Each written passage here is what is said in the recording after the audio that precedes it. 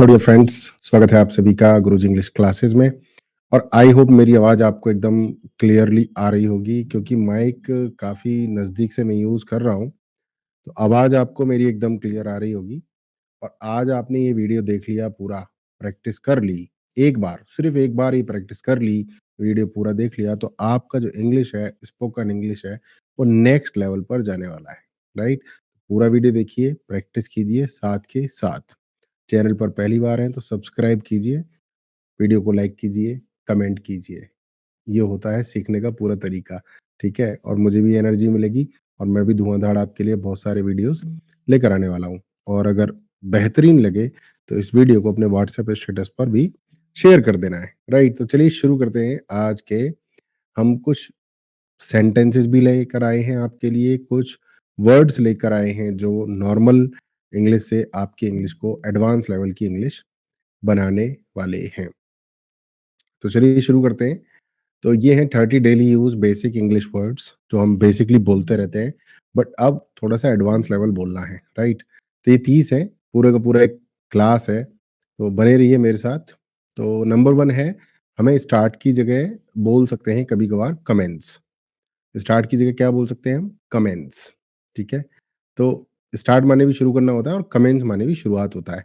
दोनों का मतलब होता है शुरुआत, किसी भी काम की शुरुआत या किसी भी इवेंट की शुरुआत। एक्सप्लेनेशन क्या है इसका? स्टार्ट कॉमनली यूज़ होता है डेली स्पीच में, हम रोज़मर्रा की बातों में बोलते हैं स्टार्ट, बट कभी-कभी आप स्टाइल मारने के लिए फॉर्मल भाषा में आप कमेंट्स बोल सकते हैं, कमेंट्स। एग्ज़ाम्पल्स आप देख सकते हैं, लेट्स स्टार्ट द मीटिंग। आप बोल सकते हैं लेट्स कमेंस द मीटिंग। तो सुनने वाले भी भाई साहब फैन हो जाएँगे आपके। आप बोल सकते हो हेल्प की जगह पर असिस्ट। दोनों ही आसान शब्द हैं बट हम हेल्प ज़्यादा बोलते हैं। हम बोलते हैं हेल्प मी। आपको बोल सकते हो आप असिस्ट मी। दोनों का मतलब ये होता है सहायता माँगना, सपोर्ट माँगना, एड माँगना। आप ये भी कह सकते हो please support me, please help me, please assist me, please provide me aid. ठीक है? एक्सप्लेनेशन वही है, हेल्प सिंपल है, सबको समझ में आता है, आप सिंपल भी बोल सकते हैं बट कभी-कभार अपने लेवल को ऊपर ले जाने के लिए असिस्ट बोल सकते हैं जिससे फॉर्मेलिटी और इसमें पोलाइटनेस भी दोनों आ जाते हैं। सिंपल सेंटेंस है, can you help me with this task? आप बोलेंगे can you assist me with this task? मज़ा आएगा आपको। बाय की जगह आप परचेज़ बोल सकते हैं, वैसे दोनों में फ़र्क है। बट कभी-कभार आप अपना बदलाव करके बोल सकते हैं। बाय और परचेज़ माने दोनों का ही मतलब खरीदना होता है, पैसे देकर खरीदना, बट दोनों में थोड़ा-सा फ़र्क होता है। बाय मेरे हिसाब से छोटी चीज़ों के लिए इस्तेमाल किया जाता है और परचेज़ जो है बड़ी-बड़ी चीज़ों के लिए, बड़े-बड़े ऑर्डर्स के लिए इस्तेमाल किया जाता है, बट दोनों का मतलब ही खरीदारी होता है, ठीक है? एग्ज़ाम्पल है, I want to buy a new phone, I want to purchase a new phone, ठीक है? बट काफ़ी दमदार हिसाब से बाय यहाँ पे ज़्यादा ठीक है। भारी भरकम चीज़ों के लिए या बड़े ऑर्डर्स के लिए परचेज़, छोटों के लिए बाय इस्तेमाल किया जाता है। बट एक कॉमन स्पोकन इंग्लिश में बाय और परचेज़ को आप बदलकर इस्तेमाल कर सकते हैं। आप बोलते हो खत्म करो, एंड करो, तो एंड की जगह आप बोल सकते हो कंक्लूड, समाप्त करना। किसी भी चीज़ को समाप्त करना, ये इसका मतलब है। एंड एक बेसिक टर्म है, कंक्लूड एक थोड़ा-सा हैवी टाइप का स्टाइलिश वर्ड है। समझ रहे हैं आप मेरी बात को? The event will end at 6 PM. जो इवेंट है वो 6 बजे खत्म हो जाएगा, एंड हो जाएगा। बट हम इसको थोड़ा-सा अच्छे तरीके से बोलेंगे। एंड थोड़ा भारी भरकम बुरा-सा भी लग रहा है यहाँ पे, क्योंकि खत्म नहीं होगा इवेंट, समापन होगा। थोड़ा खत्म तो मतलब कोई चीज़ खत्म ही होगी, अस्तित्व ही खत्म हो गया। बट इवेंट हुआ था तो कोई ना कोई वैल्यू तो रहेगी ना। So the event will conclude at 6 PM. Conclude होगा, एंड नहीं होगा। और होता भी कंक्लूड ही है, एंड नहीं होता है, ठीक है? नीड की जगह आप बोल सकते हैं रिक्वायर, दोनों का मतलब होता है ज़रूरत, ठीक है? कोई पर्पज़ होता है, रिक्वायर का मतलब होता है ज़रूरत और दोनों का मतलब भी ज़रूरत होता है। आई नीड योर सपोर्ट, आप कह सकते हैं आई रिक्वायर योर सपोर्ट। बोलना है आपको, प्रैक्टिस करना है सेंटेंसेस को। मैं आपको एक्सप्लेन कर रहा हूँ बट आपको प्रैक्टिस भी करनी है, बिकॉज़ आप सीख रहे हैं। I need your support, I require your support. Happy खुश, इलेटेड माने भी खुश। ओहो! दिल बिंदास है हमारा आज। आज हम बहुत खुश हैं। दोनों का मतलब खुश हैं, बहुत ज़्यादा आप खुशी महसूस कर रहे हैं, ठीक है? तो इलेटेड क्या होता है? इलेटेड मतलब एक अलग ही लेवल पे चले गए, मतलब पहले आसमान पे थे खुशी के, दूसरे आसमान पे चले गए। इलेटेड माने उड़ गए, धरती पर पैर ही नहीं है आपके, बहुत ज़्यादा खुश हैं आप। तो I am so happy today, आप कह सकते हो आई एम इलेटेड टुडे। सुनने वाले को थोड़ा दिक्कत होगी बट आपका स्टाइल पूरा जम जाएगा। आई एम इलेटेड टुडे और हो सकता है बहुत सारे लोगों को इलेटेड समझ में भी ना आए, जिनमें मैं भी शामिल हूँ, ठीक है। सैड माने दुखी होता है, डिसहार्टेंड माने होता है दिल टूट जाना, दिल दुःख जाना, ठीक है। दोनों का मतलब यही है कि जो उम्मीद थी वो टूट गई और हमारी एनर्जी लेवल डाउन चली गई। हम नाराज़ हो गए, दुखी हो गए। She was sad after the results, results आने के बाद वो दुखी थी। She was disheartened after the result, result आने के बाद उसका दिल टूट गया। डिसहार्टेंड मतलब दिल बेचारा ठीक-ठीक फ़ील नहीं कर रहा था। टायर्ड माने थकना और एग्जॉस्टेड माने भी थकना होता है। दोनों का मतलब होता है वियरी, वियरी मीन्स भी थकना होता है, फैटिग्ड, फैटिग्ड माने भी थकना होता है। तो आप इस वीडियो में मल्टीपल वर्ड सीख रहे हैं, tired, exhausted, fatigued, weary, sad, disheartened, hope और स्पिरिट। मल्टीपल वर्ड्स आप सीख रहे हो इस वीडियो से, ठीक है? तो पूरा देखना है, रुकना नहीं है और कोई भी चीज़ अच्छी लगे तो कमेंट भी करना है, कोई सवाल हो तो क्वेश्चन भी पूछना है। टायर्ड और एग्जॉस्टेड दोनों का मतलब होता है कि आप अच्छे खासे थक चुके हो। तो आप बोल सकते हो I feel tired after work, आप बोल सकते हो I feel exhausted after work. Angry और फ्यूरियस दोनों का मतलब गुस्सा होता है, ठीक है? दोनों मतलब नाराज़गी है। आप एक और वर्ड सीखिए एनरेज्ड, एंग्री, फ्यूरियस सबका मतलब है कि आप नाराज़ हैं। आपका इमोशनल मामला खराब हो गया है, आप नाराज़ हो गए हैं। He was angry at the delay, वो देरी पर नाराज़ था।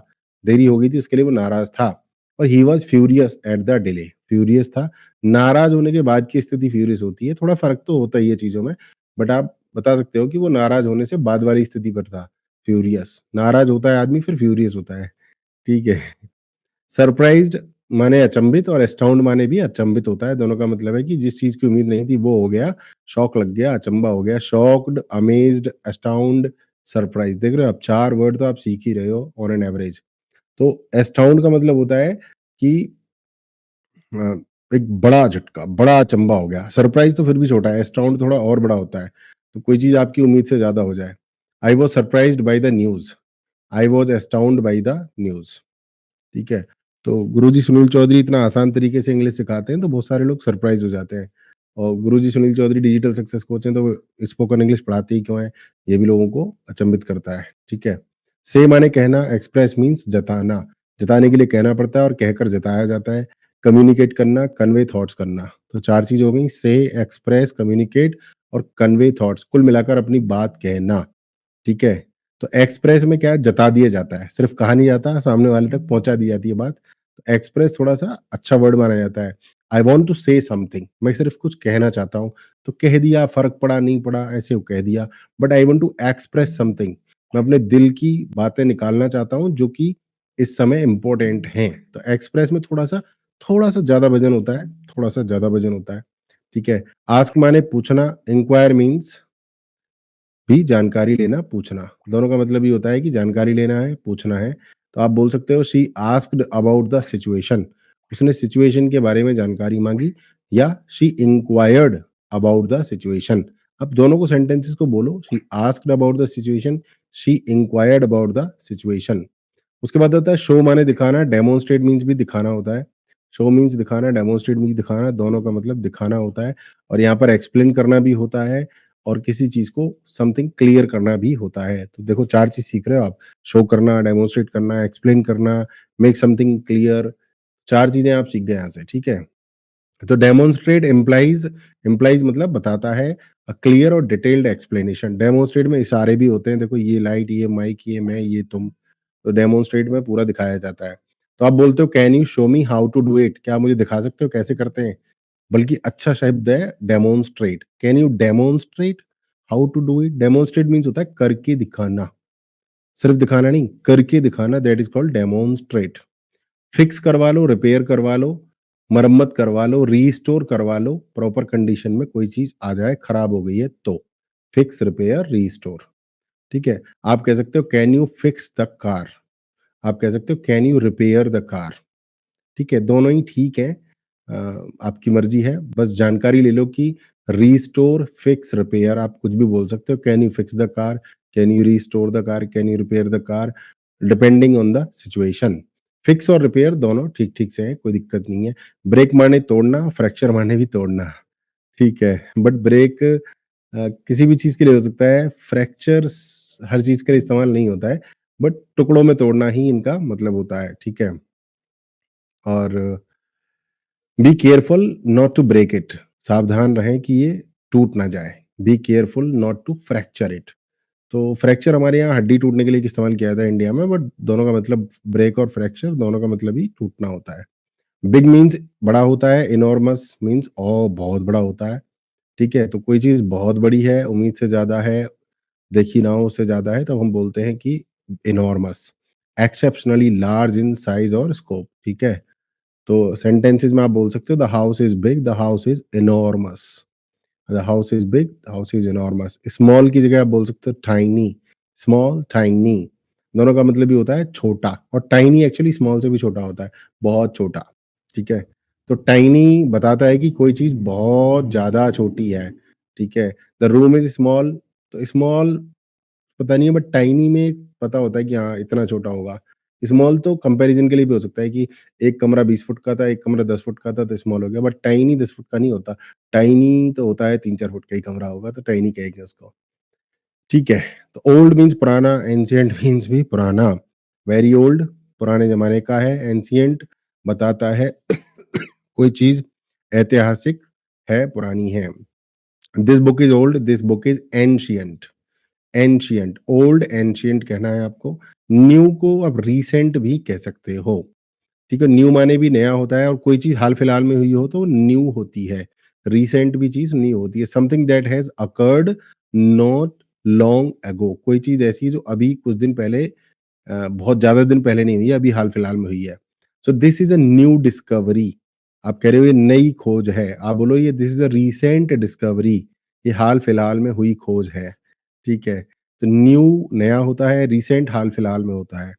तो जो ज़्यादा बेहतर लगे वो आप इस्तेमाल कीजिए, बट पता कीजिए कि न्यू और रीसेंट दोनों लगभग मिलते-जुलते हैं। अब गुड बहुत बोलते हैं हम लोग, गुड की जगह एक्सीलेंट बोलना एक बेहतरीन ऑप्शन है। एक्सेप्शनली गुड और सुपीरियर बेहतर होना। So this is a good idea, बहुत बोरिंग है गुड, आप बोलो this is an excellent idea. This is an excellent idea. आप नज़र डालते हो तो लुक बोलते हो, लुक एट मी। उसकी जगह आप बोल सकते हो ग्लांस, नज़र डालना। दोनों का मतलब ये होता है नज़र डालना, ऐसे देखना। टू टेक अ ब्रीफ और क्विक लुक, हल्के से देख लेना। नज़र डाल दी भाई मैंने, ठीक है? तो ग्लांस माने जल्दी से, स्विफ्ट, जल्दी से देख लिया। तो take a look at this report, इस रिपोर्ट पर नज़र डाल लो, यानी फटाफट से देख लो। Take a glance at this report, आप लुक की जगह पर यहाँ पे ग्लांस इस्तेमाल कर सकते हो। टेक अ ग्लांस, ठीक है? अगला है हमारा थिंक। थिंक माने सोचना, और पॉन्डर मीन्स भी यही होता है, काफ़ी देर तक किसी चीज़ के ऊपर सोच-विचार करना। सावधानी से सोच-विचार करना पॉन्डर कहलाता है। सोच-विचार कर सोच-विचार करना पॉन्डर कहलाता है, और मामूली सा सोचना थिंक कहलाता है। मतलब खूब सोच समझ के सोचो तो पॉन्डर है, थोड़ा बहुत सोच लो तो थिंक है। पॉन्डर में काफ़ी समय लगता है, ठीक है? तो सोचने में भी लगता है, बट पॉन्डर वाक़ई इस चीज़ के लिए है कि काफ़ी सोचा व्यक्ति ने। तो let me think about it, मुझे इस बारे में सोचने दीजिए, और let me ponder about it मतलब पॉन्डर ओवर इट। ओवर मतलब मैं इसके ऊपर एक रात तो निकाल ही दूँगा, 24 घंटे निकाल दूँगा, सोच-विचार करूँगा। सोच तो आदमी 10 मिनट में भी सकता है, बट पॉन्डर में टाइम लगता है। तो अगर आप कह रहे हो कि मैं सोच के बताऊँगा, कम टाइम वाला तो थिंक बोलो, 24 घंटे वाला पॉन्डर, या 24 घंटे से ज़्यादा है तो भी पॉन्डर। अगला वर्ड है कॉल। कॉल मीन्स बुलाना होता है, और समवन मीन्स भी बुलाना होता है। तो समवन थोड़ा फॉर्मल है, और अर्जेंटली किसी को बुलाना समवन कहलाता है, और कॉल माने भी बुलाना ही होता है। तो एग्जांपल है, I will call the manager, मैं मैनेजर को बुलाता हूँ, आई विल सम्मन द मैनेजर। सम्मन वैसे कोर्ट से आते हैं, ज़्यादातर अदालत से आते हैं सम्मन। स्टॉप माने रोकना, सीज़ माने भी रोकना होता है, ठीक है? तो दोनों का मतलब होता है कोई चीज़ समाप्ति की ओर लेकर आना, रोकना। प्लीज़ स्टॉप टॉकिंग, बातचीत करना बंद कर दीजिए। Please cease talking. Ceasefire होता है बॉर्डर पर, जहाँ देशों में लड़ाई होती है, वहाँ पर सीज़ फायर होता है। यानी जो फायरिंग होती है वो बंद कर दी जाती है, स्टॉप कर दी जाती है। दोबारा से स्टार्ट करना, यहाँ पर मैं कहूँगा कि रिज़्यूमे वर्ड आपको यूज़ करना चाहिए, पर ये रिज़्यूमे वर्ड है ही नहीं, ये है रिज़्यूम, स्पेलिंग वही है। जब ये बायोडाटा टाइप के लिए इस्तेमाल होता है तो रिज़्यूमे बोलते हैं, बट काम शुरू करते टाइम इसका जो उच्चारण है वो होता है रिज़्यूम। रिज़्यूम मीन्स दोबारा शुरू करना, start again. To begin again after a pause, कोई रुकावट आ गई, कोई ब्रेक ले लिया, दोबारा स्टार्ट किया, that is called resume, resume the work. We will start again after lunch, हम लंच के बाद दोबारा स्टार्ट करेंगे। We will resume after lunch. Job माने होता है नौकरी, ऑक्यूपेशन माने भी नौकरी या धंधा होता है। तो जॉब मीन्स नौकरी होता है, नौकरी मीन्स काम होता है, ऑक्यूपेशन माने धंधा होता है, धंधा मीन्स होता है, तो मिलता-जुलता है इसका। कुल मिलाकर हमारा जो भी काम होता है उसको हम ऑक्यूपेशन या जॉब बोलते हैं, ठीक है? तो ऑक्यूपेशन थोड़ा ज़्यादा फॉर्मल और प्रोफेशनल लगता है। So what is your job? आप ये भी पूछ सकते हो what is your occupation? But job और ऑक्यूपेशन में एक दिक्कत है, जॉब मोस्टली हम नौकरी के लिए इस्तेमाल करते हैं बट ऐसा नहीं है, जॉब काम के लिए इस्तेमाल होता है। चाहे आप प्रिंसिपल हैं, चाहे आप डायरेक्टर हैं, सीईओ हैं, मालिक हैं, आपका वो जॉब है, ठीक है? बट हमारे इंडिया में नॉर्मली जॉब नौकरी के लिए इस्तेमाल होता है, लोग बुरा भी मान जाते हैं कि मैं जॉब नहीं करता हूँ, अगर वो नहीं करता है तो बट हकीकत में हर आदमी जॉब करता है, जो भी उसका काम है। घर में जो गृहिणी रहती है उसकी भी जॉब है, क्या जॉब है? घर की सफाई करना, भोजन करना, कपड़े तैयार करना, बच्चों का ख्याल रखना, वो भी जॉब है, सब जॉब होता है। ठीक है? उसका जो करेक्ट वर्ड मीनिंग है वो जॉब काम होता है। फ्रेंड मीन्स दोस्त और कंपेनियन मीन्स साथी। दोस्त और साथी, इनमें जो भी फ़र्क है आप समझ जाओ। फ्रेंड मीन्स दोस्त और कंपेनियन मीन्स साथी होता है, जो आपके नज़दीक होता है, काफ़ी चीज़ें वो जानता भी है। तो वो होता है एक बंदा जो आपसे क्लोज़ बॉन्ड में रहता है। ठीक है? तो companion is used for deeper relationships, जो गहरे रिलेशनशिप्स होते हैं वो कंपेनियन होता है। दोस्त तो आधे घंटे मिल लिया या महीने में 2 दिन मिल लिया, बट कंपेनियन तो आपके साथ ही रहता है। ठीक है? She is my best friend and she is my best companion. Companion best मतलब कंपेनियन तो वैसे भी 1 या 2 ही होते हैं। तो फ्रेंड कंपेनियन रट्टे मार लो, समझ लो। Home residence, home residence. हाँ, ये समझने वाली चीज़ है, इनमें फ़र्क तो है। देखो होम वो होता है जहाँ पर हमारी फैमिली रहती है और रेजिडेंस वो स्थान होता है जहाँ हम रहते हैं। मतलब क्या बोल दिया मैंने? होम वो दिशा होती है जहाँ मेरी फैमिली है जिस तरफ। तो अगर मेरी फैमिली उम, जहाँ है वो तो होम है, बट थोड़ा-सा कन्फ्यूज़िंग है। मैं कभी बाद में एक्सप्लेन करूँगा, मुझे मालूम है, बट मैं अभी लोड नहीं डालना चाहता इस वीडियो में आपके ऊपर, ठीक है? तो रेजिडेंस वो होता है जहाँ पर कोई भी निवास करता है, वो रेजिडेंस है। होम वो होता है जहाँ पर हमारा परिवार निवास करता है। समझ रहे हो? तो गुप्ता जी वहाँ रहते हैं तो मैं बोल सकता हूँ कि दिस इज़ गुप्ताज़ रेजिडेंस। मैं उस समय ये नहीं बोलूँगा दिस इज़ गुप्ताज़ होम, नो, मैं नहीं बोलूँगा। होम सिर्फ़ उसी के लिए आता है जहाँ मेरी फैमिली रहती है। This is my home. और होम मतलब फैमिली होता है। होम मीन्स बिल्डिंग नहीं होता है। रेजिडेंस मतलब बिल्डिंग होता है। थोड़ा-सा फ़र्क है। मैं रोक नहीं पाया अपने आप को एक्सप्लेन करने से। रेजिडेंस इज़ फॉर्मल और यूज्ड इन लीगल कॉन्टेक्स्ट्स, क्योंकि कुछ है रेजिडेंस देख सकते हैं वहाँ पे निवास है वहाँ पे। तख़्त है, खाट है, सोफ़ा है, बिल्डिंग है, वो रेजिडेंस है। होम माने होता है फैमिली, बहुत बड़ा डिफरेंस है। बट नॉर्मली बातचीत में हम होम की जगह पर रेजिडेंस, रेजिडेंस की जगह पर होम इस्तेमाल कर सकते हैं। आइडिया मीन्स विचार और नोशन मीन्स भी विचार होता है कि कोई थॉट, कोई दिमाग में विश्वास, कोई विचार हमारे दिमाग में आ गया। That is called idea, notion. और ये एक फॉर्मल आइडिया होता है, मतलब पता नहीं होता, छू नहीं सकते उसको। That's a great idea, that's a great notion, that's a great idea, that's a great notion. ठीक है, अब हम समाप्ति की ओर हैं, आखिरी वाला देख लेते हैं। आखिरी वाला है प्रॉब्लम, इश्यू। प्रॉब्लम क्या है, समस्या क्या है, इश्यू क्या है? तो दोनों वही है, मुद्दा क्या है? तो प्रॉब्लम माने समस्या, इश्यू माने मुद्दा। तो मुद्दा हो सकता है समस्या ना हो। प्रॉब्लम मीन्स समस्या, समस्या समस्या ही होती है, वो भी एक मुद्दा होता है, बट दोनों में फ़र्क है, समझिए। इश्यू मीन्स मुद्दा होता है, मुद्दा पॉजिटिव या नेगेटिव कुछ भी हो सकता है, बट प्रॉब्लम हमेशा नेगेटिव होती है। फ़र्क है, बट कई बार हम बोल सकते हैं what is the problem, what is the issue, ठीक है? अ मैटर रिक्वायरिंग रिज़ॉल्यूशन, एक ऐसा मामला जिस पर आपको ध्यान देना है और उसको सॉल्व करना है, रिज़ॉल्यूशन चाहिए उसको। तो issue is often used in professional settings, professional मामले में इश्यू इस्तेमाल होता है। We have a problem to solve, we have an issue to solve. Right? तो दोस्तों आई एम श्योर कि ये जो आपने मेरे साथ समय बिताया इसमें आपकी इंग्लिश नेक्स्ट लेवल पे जाएगी। इस वीडियो को आप दोबारा देखकर एक बार और प्रैक्टिस कर सकते हैं और करियर बिल्डिंग स्कूल से आप जुड़ेंगे तो इसका पीडीएफ, इसकी फाइल, वो सब चीज़ें मैं आपको प्रोवाइड करा दूँगा। अगर आप मेरे साथ प्रैक्टिस करना चाहते हैं, लाइव मेरे साथ बातचीत करना चाहते हैं, तो वो हमारे प्रोग्राम में सीबीएस करियर तांडव में पॉसिबल है। सुबह 7 बजे मुझसे आप रिक्वेस्ट कर सकते हैं। एटलीस्ट 1 दिन पहले रिक्वेस्ट करना होगा। आप मेरे साथ सुबह 7 बजे प्रैक्टिस कर सकते हैं। तो प्रैक्टिस भी हो जाएगी आपकी, बहुत अच्छे लेवल पे इंग्लिश आपकी चली जाएगी। लाइफ में इंग्लिश की वजह से कोई दिक्कत नहीं आएगी आपको। That's all. मिलते हैं अगली वीडियो में, तब तक के लिए खुश रहें, मस्त रहें। नमस्कार, जय हिंद।